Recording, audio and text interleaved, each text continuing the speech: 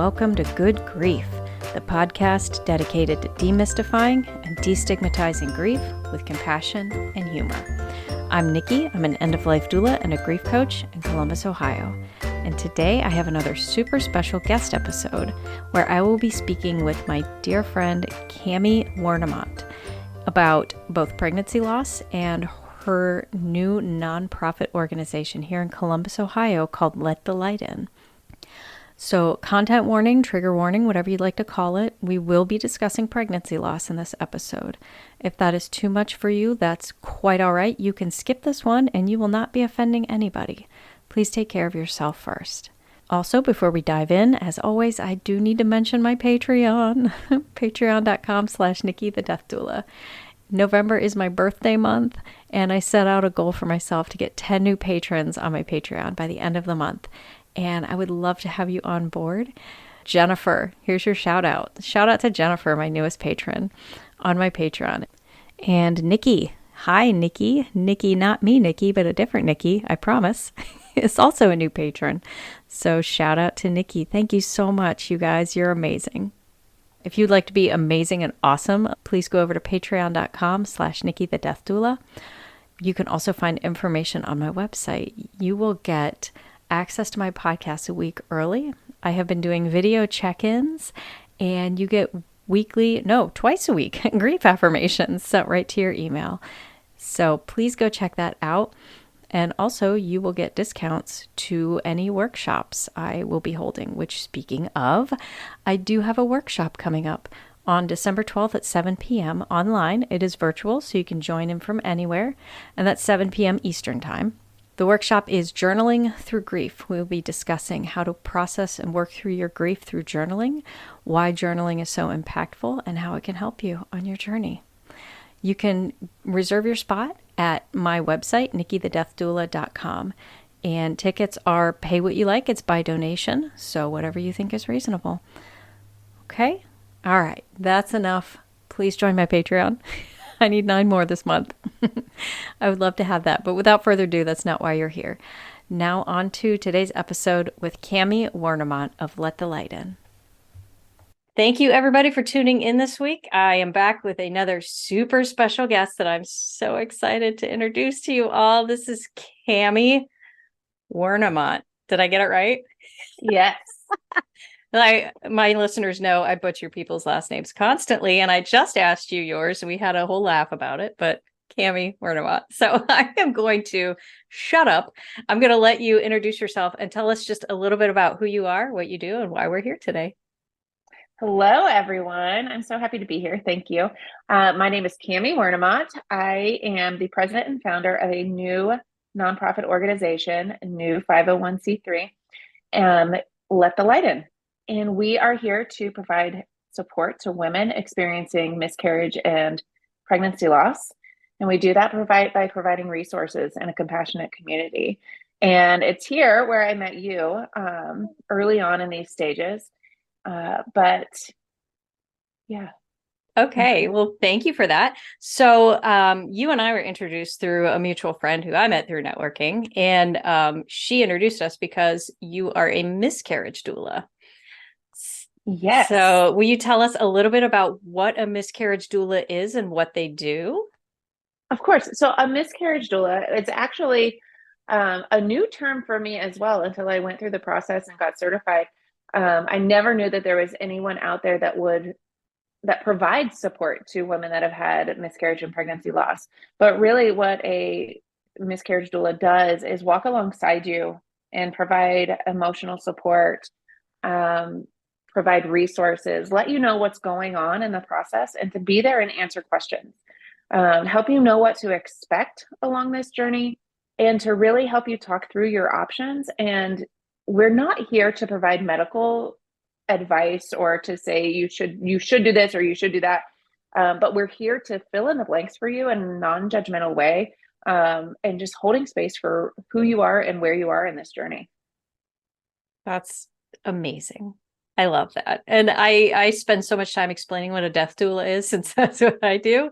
And it's where a doula is just the ancient Greek word for female maidservant. So I always just say, look, we're here doulas are support. We're non-medical support. That's what we do. And we Yes. care about people and we want to be there to help. So miscarriage doula is just, you could use doula for just about anything, I would guess then. But anyway, Absolutely. And it's such an isolating journey to go through. yeah. And so every time I've mentioned that we're doing this, somebody comes out of the woodwork and says, "Hey, I've been there. I wish you were here when I went through this process. I didn't know who to turn to." Typically, miscarriage and pregnancy loss support is a footnote on a website. And so we want to be here to be front and center and say, "No, we're here for you. You don't need to navigate this journey alone." Yeah. It's funny, since I've started, full disclosure for everybody listening, I am on the board of directors for Let the Light In. And when I started on this, I talk about it to anybody I can. And I'm genuinely surprised how many people I've spoken to who have said, I went through this and I wish I had something like this. And I'm like, it baffled me that people have gone through this and I didn't know, not that their personal business is any of my business, but it bothers me in the same way that nobody talks about grief and death, is nobody's talking about miscarriages. Not that you have to shout it to the sky, but if we're not talking about it, people feel even more isolated when they go through it. Would you kind of agree with that? I do agree with that. And I think that part of that is it starts with, we have this experience. We go to our primary care doctor or OBGYN, and however it is confirmed, and we're sent on our way, and by no fault of them, but we're told to try again. We're told it's common, and it almost feels like we haven't, as a society, we haven't given ourselves permission to grieve. We haven't given others permission to grieve. It's like, oh, this is natural, this is biological, and this is what happens. But the moment someone sees those lines or a positive pregnancy test is the moment where dreams start to happen, plans start to happen. And that's also when we're told that we've had a loss, that's where the isolation begins. What do you say? What do you do? What do you offer? And there's, and as a grief doula like yourself, that there's so many wrong things to say. Oh, yes. Oh my gosh, yes. Oh, and yes. So, we're here not only to walk alongside these women, but to help others too, to know how to support them in this journey and what they can do for others. Absolutely. Yeah. Absolutely. And I there's obviously a lot of stigma around grief, like we just talked about. There's a lot of stigma around death and dying, but I feel like there's even more, like the stigma around pregnancy loss and infant loss is almost worse. And I have no metrics to put that on. There's no peer-reviewed report or, study I have seen on that, but it feels to me like that's even more stigmatized because it's so sacred in a way. And I can't explain it. I don't know why, but to me, and I've never experienced pregnancy loss, but to me, I feel like that is the worst tragedy any woman could experience. It's so hard because we're told, don't tell anyone you're pregnant until you're in the safe zone, right? Or wait until you're so far along because what if something happens? Right. And, it wasn't until my third pregnancy where I felt, what, I am going to tell people. No, it wasn't my third. It was my fourth pregnancy. 1, 2, 3, 4, 4. Sorry. That's okay. It was my fourth pregnancy where I thought, if I don't tell anyone, I'm in this all alone. If something happens, I'm all alone. And then I have to explain that I was pregnant and didn't tell anyone. And so we're kind of in this, like, first of all, don't tell anyone. What if something happens? Right. And then if something does happen, don't tell anyone, because then you have to explain the whole thing. So it's hard. And then if you think of it in the terms of this tragic loss, it's, we consider miscarriage and pregnancy loss all the way through any gestation of pregnancy. And so whether that happens at 5 weeks or, God forbid, third trimester, something happens, we're growing a human. There is and has been at one time life inside of us. Mm-hmm. Yeah. It's, I don't know. I don't know if I think that every grief and loss is measured separately. I don't think Mm-hmm. that one is greater than the other. It all exists and it all just hurts. Yeah, It hurts. it does. It does. And I found it interesting you brought up the whole thing about like don't tell people till you're like at least in your second trimester, because what if something happens? And I remember being told that when I was very young, I think it was like a cousin or somebody announced their pregnancy, and my mom was like, she just found out like yesterday. I think she should wait. You're supposed to wait. And it was no like obviously ill feelings on my mom for saying that, but that was what the norm was like all through her life, was you don't tell people for that very reason. And it was great that you brought up that point of, well, then if it does happen, I'm in this alone. I get no Yeah. support, because now I have to say, well, I was pregnant, but I'm not. Here's what happened. And like, what a disservice to you in a I way. think it's a very personal choice. And Exactly. Yeah. And I'm not saying anybody has to go out and announce to the world the day they find out, obviously. no, but I think that we need to allow room for them to if they would like to. And Yeah. I think that's what hasn't been there is the room to say, yeah, just, if you want to tell people, tell people. I am so thankful that I got to love on our third baby for the 9 weeks that I did. I am so grateful for that. Mm-hmm. And people did know that we were pregnant. We had just told people 2 days before our ultrasound. Mm-hmm. 2 days before our ultrasound. Um, and it made a softer landing. And while a lot of people didn't know what to do with me, per se, at least they knew. They knew that I was going through something and they allowed room for that. Yeah. Yeah. And yeah, that's a good thing on your behalf that you had that support then at that point. So we'll roll right into that then. You have experienced 2 pregnancy losses, correct? Correct. Would you like to share your stories? Because I am quite sure I have listeners out there who've experienced this too, and maybe they would feel a little more comfort hearing from somebody who's been through this. Yeah. Yeah. So my first miscarriage happened in 2018. It was my third pregnancy. So I had 2 little boys at home, 2 toddlers, and we had decided we weren't done yet and wanted to try for a third baby. Um, it took a little bit, and then when we did get pregnant, we were so excited.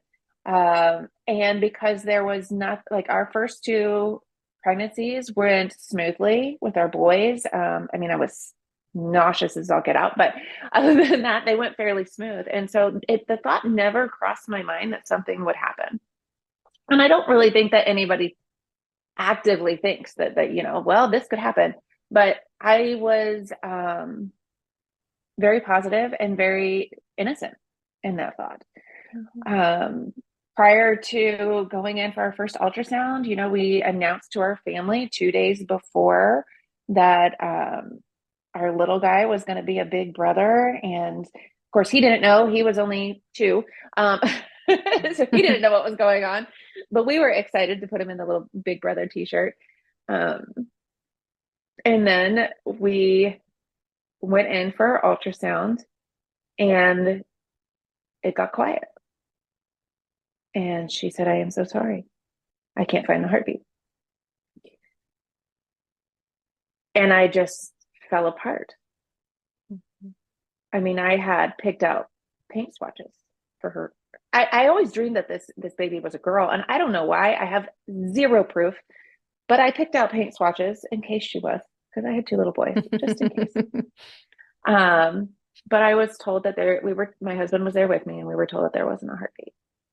And the technician didn't, I mean, as a technician, I don't think that they are truly able to explain fully what's going on, or willing to, or allowed to. I don't Right. know. And it was all a blur. Maybe she did. But I do remember there was another nurse that came in, and because they said, we're going to send somebody in to talk to you about your options. And I'll tell you that this was one of the angels among us during that time. And one of the people that influenced this work is because she looked at me and she had tears in her eyes and she said, I am so sorry. I've been there too. I Oh, am so sorry. oh, And I tell you what, like it meant the world to me because she was very delicate with everything that was going on. And even gave us the opportunity. She said, you're not in any way, shape, or form ready to hear any of this right now. Go mhm. home, process this information. I'll give you a call this afternoon and we'll talk through what your options Okay. are. And so we left, we got, pushed out the sides. So we wouldn't upset any of the other moms, which I get, but my goodness, to be ushered out, crying my eyes out, like it just out the side door. I don't know. Yeah. Um, but it is the way it is. It's it's a scary thing. So I ended up getting that phone call, talking through. She offered me the opportunity to see my OBGYN, which was amazing. She was wonderful during this too. And I said, yes, I need to make sense of this in my mind because my body felt very pregnant. So we were 9 weeks, but only measuring 6, and there Mm. wasn't a heartbeat. So that's considered a missed miscarriage because I had 0 symptoms of this happening. It didn't happen naturally. So that's a missed miscarriage. And I went into my doctor's office and I said, look, she offered to give me another ultrasound. I said, yes, I need you to explain this to me because my head doesn't believe it. My body doesn't believe it. Mhm. And she took her time and she pointed at the screen and she explained what was going on. And I'm thankful that at the time that I had the mind to ask for what I needed, Yeah. because I think that there always would have been a sense of regret had I not. Right. So I'm glad that I did, that I made that choice. Um, and I decided the option for me was a DNC. And so we scheduled that for Mhm. that Friday. And I chose that option just because I couldn't, I still couldn't wrap my brain around it all. And to have the impending thought of having to go through all this naturally at my house just seemed very traumatic to me. Yeah. Yeah. Um, so I was very, very thankful that this was an option and that I went in and there was anesthesia and my husband was there holding my hand. And then and my doctor, had a talk with me before we went into the OR. And she said, you can try again. And I remembered, I was like, can you tell my husband that? But she was very like, she reassured me, this is nothing that I did. This happens and it's common Mm. and all of those things. And there was another angel among us that has influenced this. It was the other, I think she was the nurse practitioner, and she came in and was, taking my vitals and getting me all ready. And she said, I'm so sorry. She just again whispered, I'm so sorry. I've been where you are. This is awful. And I'm sorry that you have to be here. So all those people along the way really have impacted our journey and my journey to get to here. So after that, I mean, it was a couple weeks before the symptoms of pregnancy went away. I still felt nauseous for a long time, and my head was just not in the right spot, and I felt anxious. Mm. Um, I felt like I was walking through sludge. I had 2 littles at home, so I didn't have the time and space to process what was going on. I remember my husband so that was in April of 18. At the end of that month, my husband was taking a trip to Vegas for a work conference. And I was like, oh, I wish I could go with you. I just need a timeout. I just need a break. And so last minute, I bought a plane ticket, took the kids to my parents' house, bought a plane ticket, and went to Vegas for a few days. He was busy with conferences, and I went and I just gave myself space. Good. Gave myself space. I took naps. I laid by the pool. I got a massage. I journaled a ton. I worked with my life coach at the time and had a couple sessions with her and just kind of processing what was going on and what do I do with all of this information. Mhm. Um, and that really set the tone for my healing journey. I was very involved with my church, and I started to get very involved with my church, and I found a group of women that I just became family and kind of held me up in those times too, when I didn't feel like I could hold myself up. And so I'm very, very grateful for that.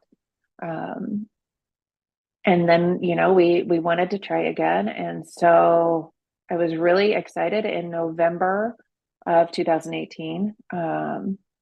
We had another positive pregnancy test. And I remember being in tears telling my husband, like, can you believe it? This is it. Uh, I even did a photo shoot that week for work. It was for my previous coaching work. And in those pictures, I was pregnant. And I have a Christmas ornament that is of angel wings. And I held that in one of the photos. And without even really telling anyone that its significance, we were taking fall and holiday photos, but I wanted it in there so I could have it. And so I could, commemorate that with this and, everything. But it wasn't a week later that I started bleeding. And I got to love on that idea of being pregnant for 1 week. And 2 days before our due date, which would have been our first due date of our baby that we lost, my miscarriage was confirmed. And that time, I was only 5 weeks, a little before 5 weeks, probably. I found out early. And that is what's considered a chemical pregnancy. And that happened naturally at home where I passed everything. And I called my OB and they wanted blood work to make sure that everything was good, that everything had, left my body. And I went to the lab, and I remember going to the lab that morning and they lost my paperwork. Oh my I was God. like, are you kidding me? And I Ugh. was a mess the way it was. Like Yeah. I was trying to like keep it all together because I had to take my kids to daycare, and then I went to that, and it was just like too much. But they lost my paperwork, and I was like, okay, I left and I was going to go call the doctor from my car. And by the time I took the stairs, and by the time I walked down there, the woman that was trying to get my information together, she found me, and she in the hallway, and I just started to cry. And she's like, we found your paperwork, we'll get this done. And I just started to just pour out. And Oh. she looked at me and she said, oh honey, it's okay, we all overflow sometimes. And I'm just so grateful for these nice people that crossed my path and just showed compassion as these little glimmers of hope in those moments. But I had a really hard time after the second loss, and it was anxiety inducing. I was angry. I couldn't find Mhm. peace with it. There wasn't, because it was for me this chemical pregnancy and the baby hadn't technically formed yet. Mhm. I felt like there was nothing, like, what am I grieving? I was grieving the loss of dreams and hopes and what could have Yes. been. Yes, But absolutely. there wasn't a name for it. And um, it wasn't until I started doing the work with this miscarriage and becoming a miscarriage doula that I was validated in the idea that there's a postpartum period, even with pregnancy loss. Mm-hmm. Hormones shift. Mm-hmm. And I had been, you know, pregnant twice in 2018. And so I had all these shifting hormone levels that came down and back up. And knowing things that I know now about nutrition and like just being depleted, like I was just in a bad overall space. I was anxious. The innocence in me as a mom was taken away. And I was so worried that something was going to happen to my two babies that were here. Mm-hmm. You know, what's going to happen to my boys? Is something going to happen to them Yeah. too? Um, I was having panic attacks. And Oh. I think that was really like my turning point when I thought that something was happening to me, that I was going to have a heart attack. I was going to go off the road, like all of these intrusive thoughts. And it was just, who do I talk to about some of that? And I did eventually get into, I didn't have a primary care doctor at the time, which was terrible of me, but mine had left. And so I had to find another one. And I was able to get in earlier with her than what I had, like what my appointment was. And I started medication and I started an even deeper healing journey there too. Um, yeah. Wow. So that's how it happened. And in the back of my mind, I feel like I've been searching for the answers of why I was so anxious, why I was depressed, why, like, yes, there's grief, but was there more? And finding out that information about the postpartum period and, Mm-hmm. you know, knowing that there's postpartum anxiety Yeah. and then the trauma and all these layers, I giving them a name Mm-hmm. was just so validating for Mm-hmm. me. And women deserve to have a name for what they're going through Yeah. and to not have to navigate it alone. Um, and not be a footnote at the bottom of something, you know. Mm-hmm. This is a very real and very common experience, and we need to provide compassionate community to these women. Yes. Yay.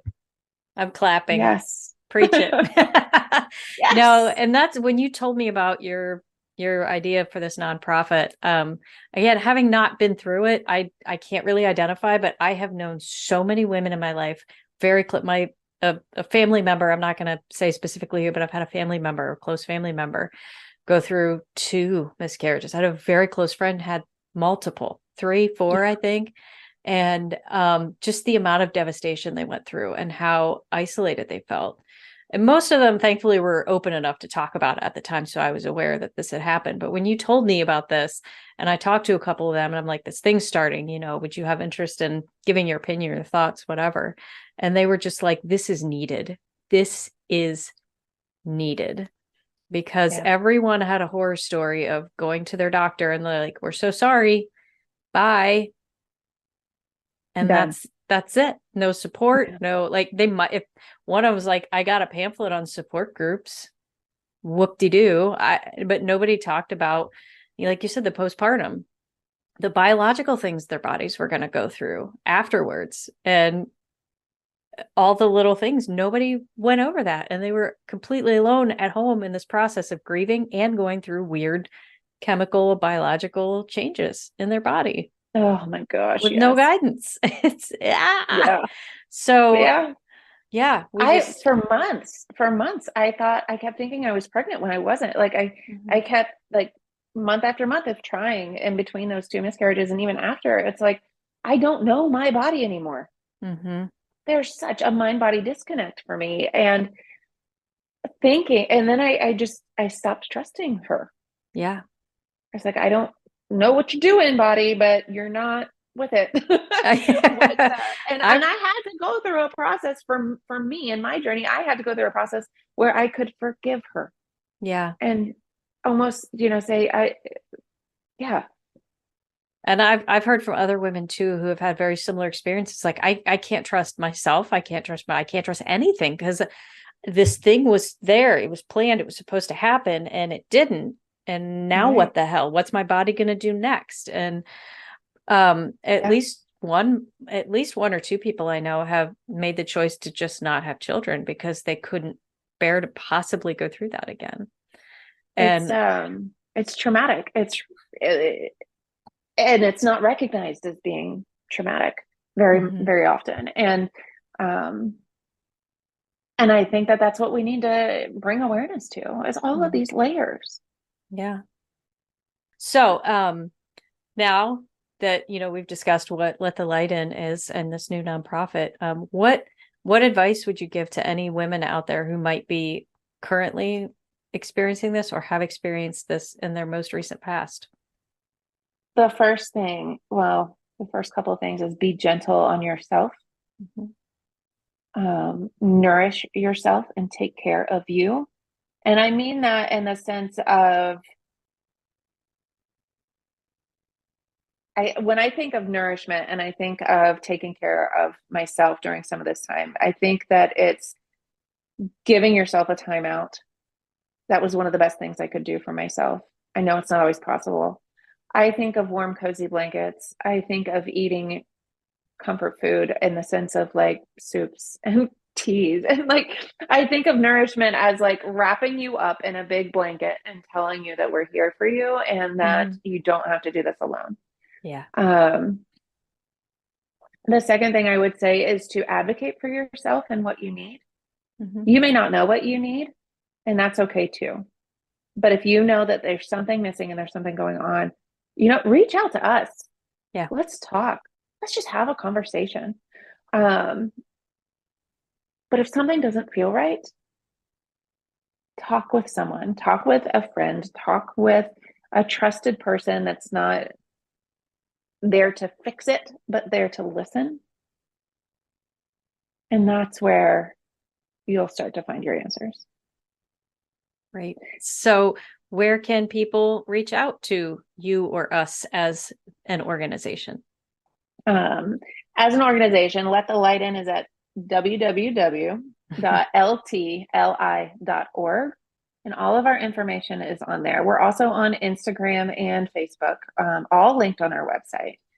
And I want to talk just a quick minute about what we are new, but we are starting to offer what we call companion support sessions. And these companion support sessions are you coming in and having a conversation with us, talking about what's going on right now, and really being there to support you during this journey. We call it continued support because we recognize how milestones are hard, how symptoms are hard, and talking to other people about it. I say that give yourself room to breathe. We are here to give you room to breathe. That's why we have dedicated office space for these sessions, so that you can come in and you can pour out what you need to, or you can just sit there and be quiet and just, it's here for you for what you need. Is to having a conversation about what your options are. It's talking through your needs and even how you feel about trying to conceive again. I have a background as a life coach as well as a miscarriage doula, and I am so thankful for that, because one of the big components of coaching and what I loved so much is just being witness and holding space for people to be who you are in that moment without any agenda of taking you. Without my agenda, I'm not here to move you from point A to point B. What I'm here is to help you be where you want to be, and holding space for these hard moments and allowing you to feel them. Because if you don't, they will find a way to get in your face. I'm constantly saying that about grief with my grief clients. Like, if you're not dealing with this, it's going to come back when you don't want it to, because it's not going to go away. Grief and trauma, it all lives in the body. It does. Absolutely. So being able to pour that out. And we're very passionate about offering perinatal mood and anxiety disorder screenings as well. And what that really looks like is just a conversation. It's nothing formal. It's and it's not here to say you have to do this. It's here to say, hey, I'm noticing this. Have you thought about talking to someone other than us? And thankfully, we're building our network and having some people that have experience with this. So you know who you can reach out to and feel comfortable with, and having options and saying, oh, look, this counselor works with people experiencing grief, and they are going to be attuned to what you need in this moment. So and I have listeners all over the world. So if I have a listener in another state or another city or somewhere outside Columbus, are they still able to reach out to you or Let the Light In for support virtually? Absolutely. Okay. That is an option. And, the other thing that I pride this whole organization on is that if we can't help you, we will find somebody that can. I am down for researching resources in your local community if you need something. I will never let someone go through this alone. So please, yes, just reach out. You can still contact us through our website or our, my contact information that's on there too. Reach out through social media. We'll pass along anything that we can pass along. This is a compassionate community. And while we're local here in Ohio, it's we're here for everybody. Absolutely. Well said. So if you would and I'll just go ahead and put this out there and let you take it. But if I have listeners who just want to support this amazing new nonprofit, there's a special time coming up where we can give donations. Is that correct? Yes. Giving Tuesday is coming, friends. It's on November 28th, 2023.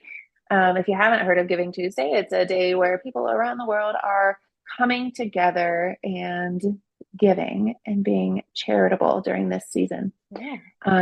And we have our Giving Tuesday campaign is live on all of our social media outlets. Yay. It's on the front page of our website, ltli.org.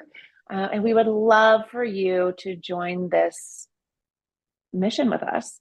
Our donations are going directly to providing miscarriage kits so that women that are miscarrying at home, if they know that that's going to happen, they can do it in a dignified way and less traumatic way.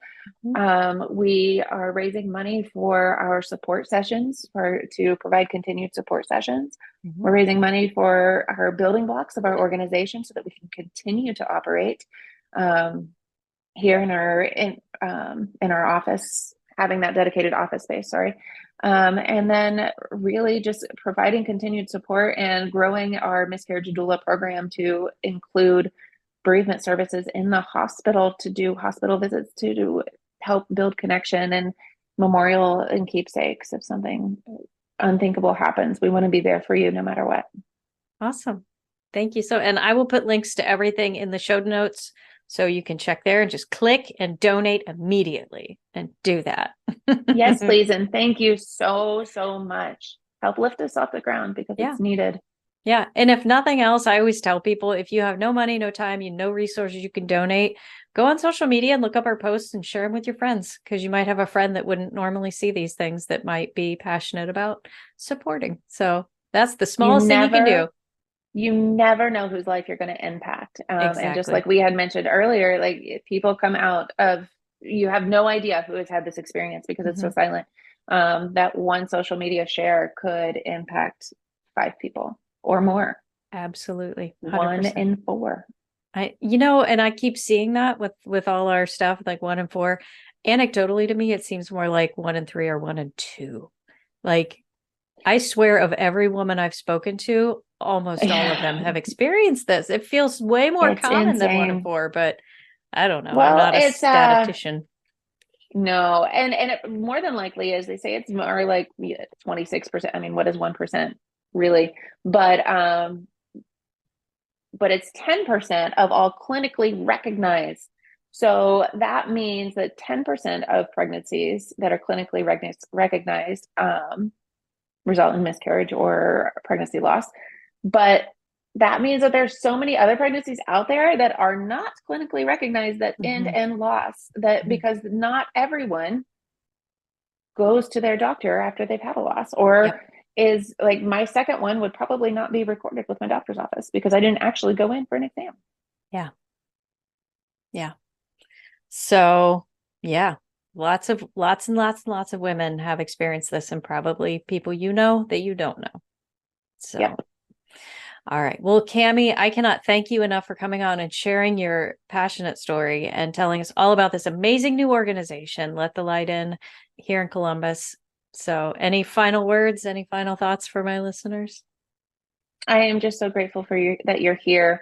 You're here because you're seeking support and learning more about what others are going through, and what you are doing, listeners, and what you are doing, Nikki, is just so compassionate and wonderful. It's the hard work, and I'm glad that we're on a team together. Thank you. Me too. All right, Cami, thank you so much. Thank you. Another huge thank you to Cami for coming on and bravely sharing her very personal and very tragic story with us.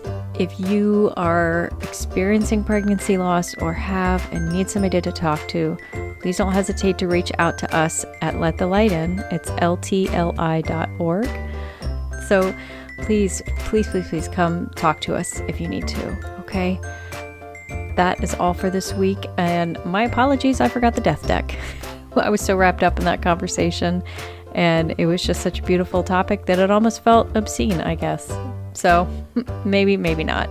Either way, apologies for not adding the death deck for this episode. Thank you again so much for tuning in. I hope you have an amazing week. And remember, as always, your grief is yours, your feelings are valid, and grief doesn't always have to suck.